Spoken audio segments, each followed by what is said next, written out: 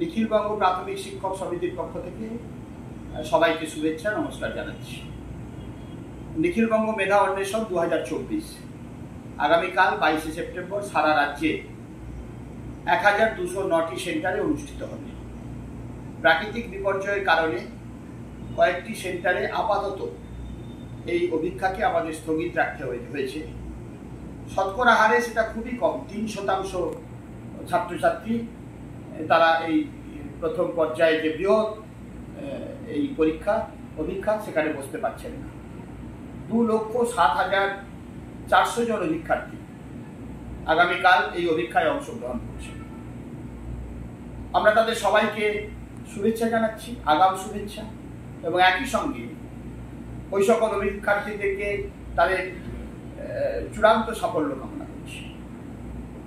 2,07,000 ছাত্রছাত্রীর সঙ্গে কালকে আমাদের অভিক্ষা কেন্দ্রে আসবেন 2 লক্ষেরও বেশি অনেক অভিভাবক অভিভাবিকা।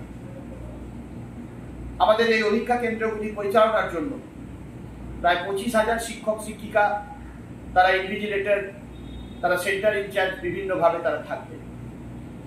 আমাদেরকে সহযোগিতা করার জন্য পুলিশ প্রশাসন, স্বাস্থ্য প্রশাসন, বিদ্যুৎ দপ্তর, তারা সবাই অকুণ্ঠভাবে আমাদেরকে সহযোগিতার হাত বাড়িয়ে দিয়েছে।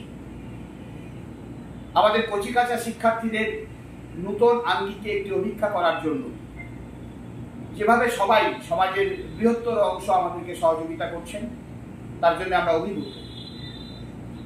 আমাদের সংগঠন নিখিলবঙ্গ প্রাথমিক শিক্ষক সমিতি তার দায়বদ্ধতা নিয়ে সততা, স্বচ্ছতা, দায়বদ্ধতার সঙ্গে আমাদের শিশুদের এই অভিক্ষা গ্রহণ করার ক্ষেত্রে বদ্ধপরিকর। আগামীকাল এই শিশু শিক্ষার্থীদের অভিক্ষা গ্রহণের মধ্য দিয়ে এক নূতন ইতিহাস তৈরি হবে।